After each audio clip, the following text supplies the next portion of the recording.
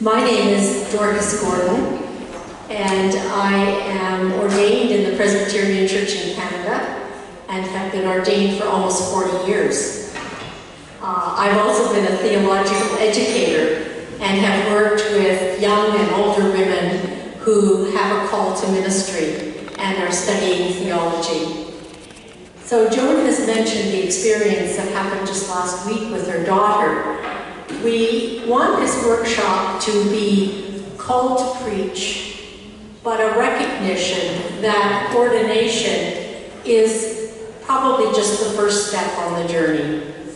And we're hoping that in this workshop you will hear of the strength and stamina that women have so that they can be fully included in the ministries of the church. The strength and stamina that they need.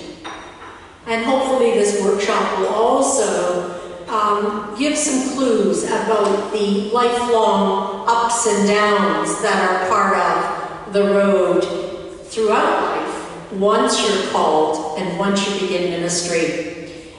And we always hope when we do these workshops that they're a source of encouragement.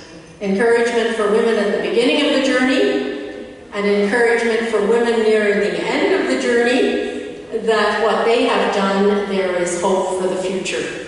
So we're really glad that you're here with us, joining us today. We have 4 speakers that are going to speak out of their experience, and then after that we'll look at questions, comments from you as an audience, so things that are really of importance to you. So let me introduce our speakers very, very briefly, so that you know who they are. Our first speaker is the Reverend Leilani Rajan. Oh, didn't quite get that right, and I do apologize. She's an ordained minister of the Reformed Church in Madagascar.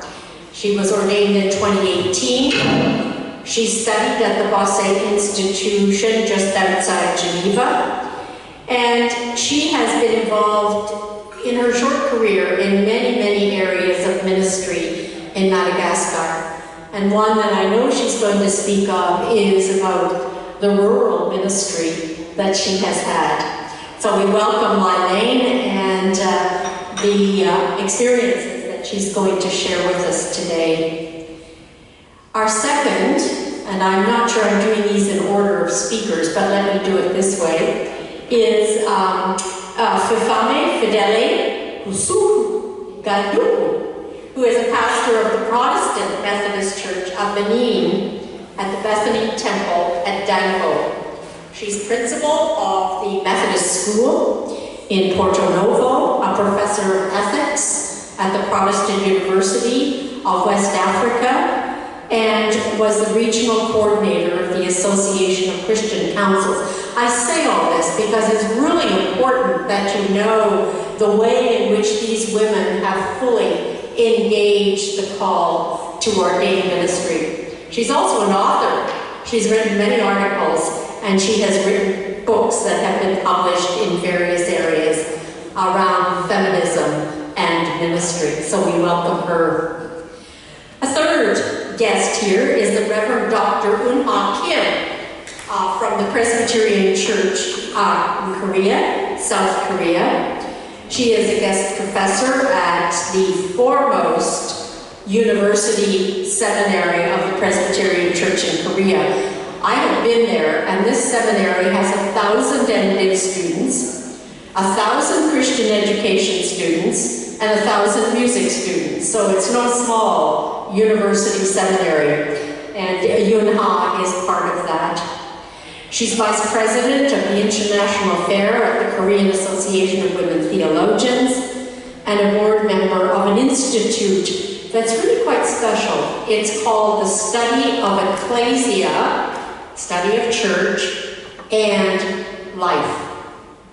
So a real engagement with life itself as it lived. She was ordained in 2013. She too has studied at Bosse, like Leilani, and she was also one of the hosts at the Busan World Council of Churches Assembly, the 10th Assembly. And so she joins us here today, and we're really pleased to have her. Last, but absolutely not least, let me introduce to you Regina Schultz, who is a teacher at a school of higher education in Germany. She's taught English and Catholic religious education. Just give you a clue?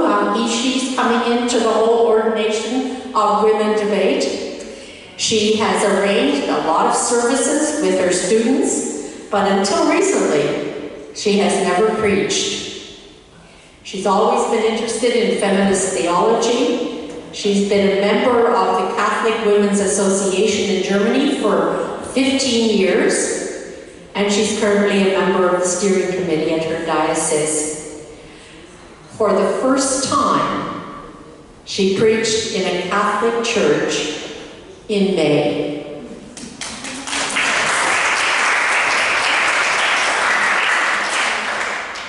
So I think you recognize the talent, the experience that we have in the women that are up here on the stage.